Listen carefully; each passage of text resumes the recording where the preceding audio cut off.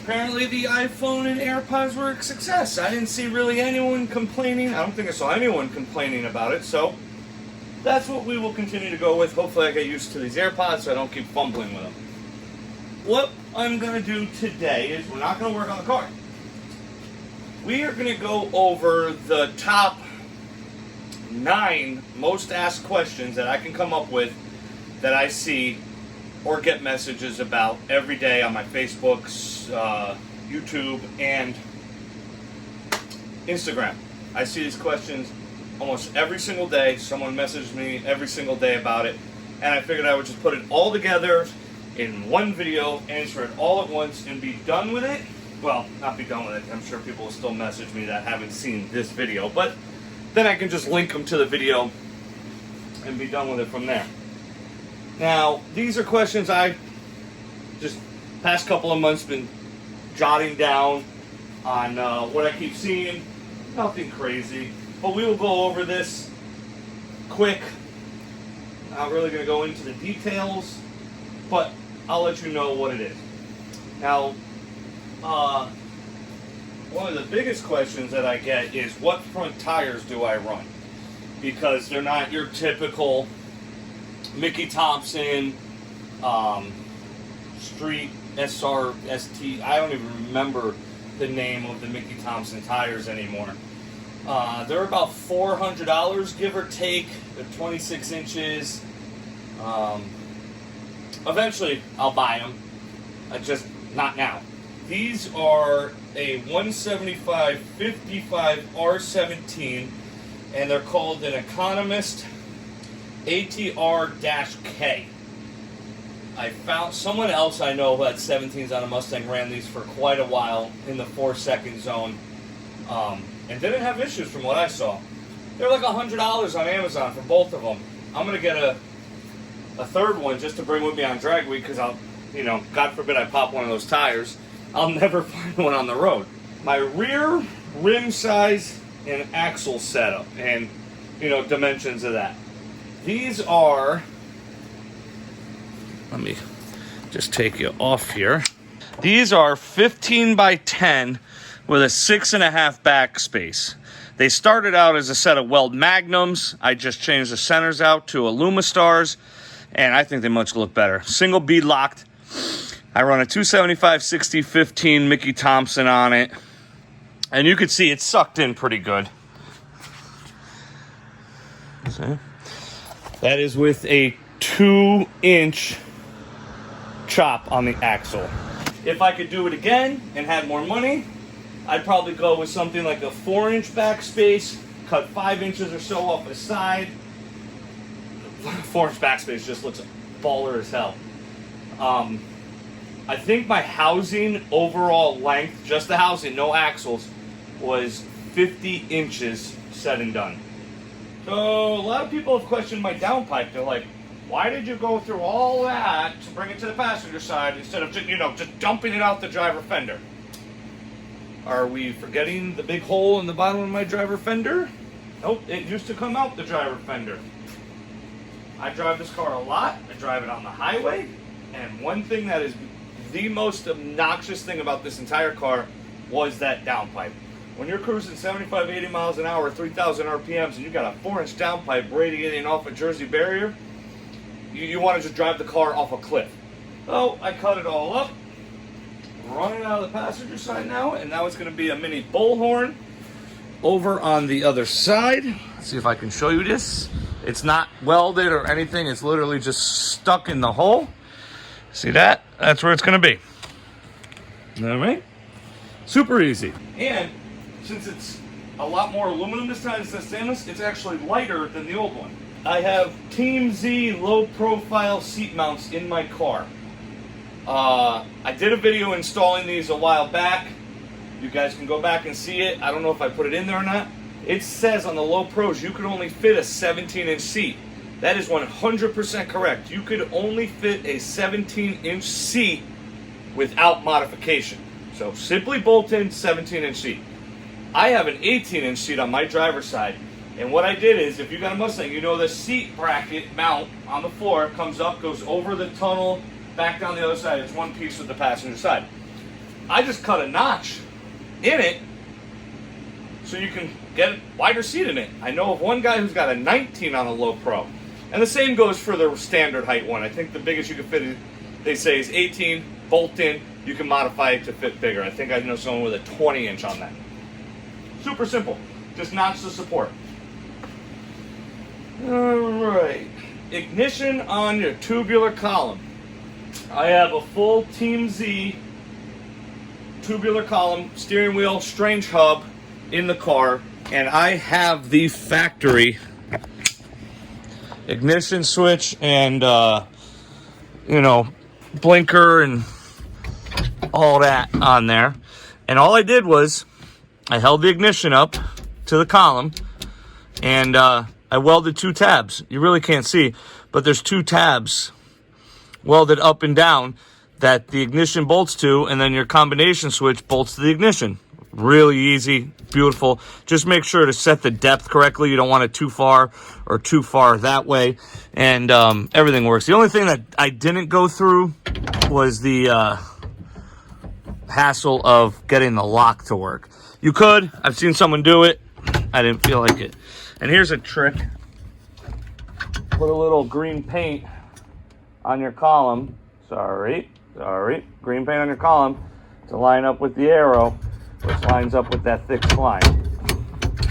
Makes it easier to set it in there, so you're not fumbling, turning this wheel trying to get it locked in. All right, with the tires, the rear rim tires, downpipe, seat mount, ignition on the column, hood and bumper. Now, obviously, you can see I've changed it up since last year. Man, this car's heavy as hell to push. I don't know what's going on with that. And the reason why was it was a stock bumper before with a Valent Zeus on, and it was a piece of crap fiberglass soda that some guy scammed me on. Now I have a Shonet Composites front bumper, which, what a beautiful piece. It lines up great to even my Chinese fenders, to my Tong Yang fenders. Lines up great to them. It's a solid, sturdy piece. It's well built, well made. You don't get better in the Mustang world.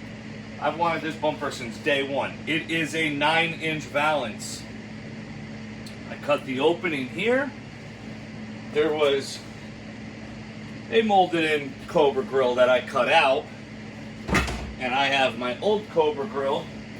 And I gotta do some trimming because this is here, it doesn't go back, but I gotta trim this back to sit flush. But that's gonna go in there, like that. It's gonna look good. I ordered some Zeus tab plates. They're gonna get riveted here, that side, maybe one on the side, and 2 Zeus fasteners there to hold this on and be quick release on and off. Done. Much easier than doing that balance. Now the hood I'm not happy with. But this is one of those things you get what you pay for. This hood is a feather carbon 4-inch bubble race hood. It's paper thin. There's nothing to it. It's got a support in the middle. Well, it's got like a square support. But I don't like the hood. It's going to get painted and go on my car. It will get changed again eventually. This is a great hood if you're on a budget. This is a great hood if you don't necessarily need the car to be perfect. There's lots of low spots in it. Oh God, look at that one in the freaking middle of the cowl that I just noticed. There's a huge low spot right here. Now it's white, it's hard to tell. Once it's this color, it looks like Long Island Sound out there. So, like I said, if you don't really care about how it looks, it's a perfect hood for that. Rear springs and shocks. I get asked a lot about what rear springs I'm running in the car. Now, it's kind of a loaded question, as this is something that you can't really answer. If you have something identical to mine, everything's identical to your car, yes, this will work for you. But setting springs on a car is something based on weight and the type of racing you're going to do. In my car, I don't even remember what it is. I put these on 2.5 years ago. I don't remember what the hell they are. And so these are Viking Warriors. I didn't even get the Crusaders because they said with the amount of street driving, I'd probably burn them up. Who knows if that's true. But I have a 12 125 spring on the back. Perfect for me. It's worked so well with street driving. I haven't really raced it, obviously, that much to know if it's good on the track. But they're double adjustables. Call UPR. That's who originally... I called UPR. That's who originally spec'd those for me. We'll see. They'll probably get changed eventually, too. The radiator and fan setup. This one's fun. Oh, I got that all mounted in there. It's freaking sweet. Yeah. It's all plumbed. I just gotta put a sensor in the end tank here for coolant pressure. It's all nice. That is a Griffin. That is a Griffin 3-row Fox body dimensions. 30 by 19 or 30 to 28 by 19. I don't remember the exact dimensions. It's big. I love it. I can't wait to actually get the car running and see how much lower my temps are this year. And it's a derail, fan shroud. It's got two 13-inch Spall fans in it. That comes as a complete kit. Fans bolted in. Make sure you check the fan bolts if you buy that. They were loose on mine. They're finger tight. I removed them, Loctited, and put them back in. It's like 4,000 CFM full tilt. Careful, it's like 50 amps when they both turn on together. I'm going to have mine staged through the Dominator. It'll be like 175, 185, 190, whatever I want them to come on at. And yeah, make sure your wiring's beefy to that. I'm running 10 gauge to those from the relays, from my leash relays I think I've showed you guys. 10 gauge to those, and that should be adequate for 25 amps at the distance of 5-6 feet. Should be fine. But they're super nice, little pricey. The shroud's a little heavy. That's definitely weight back there. You know, I'm kind of going back and forth with the weight because I took weight out, but I'm adding weight to this. But it's huge. It goes from freaking shock to shock. I love it. I'm in love with it. I can't wait till I see what it does. That was in addition for drag week. Now, the last question I have that I've seen is my heater hoses. Everybody's been questioning how I made AN heater hoses. Now, originally, I just had some AN hose that I trimmed back the sheath on to the rubber, and I put the fake clamp-on ones on, but they ended up breaking and leaking. Now, fair warning, I don't know part numbers. I'm not even 100% sure on sizes anymore. What I do know is this is a -10, this is a -12. I heated up the water pump, pulled out the two nipples. I think it's a 1/2 inch and 3/4 NPT that I threaded these two. Don't quote me. 290s up. I actually have to trim these just a touch so I can get...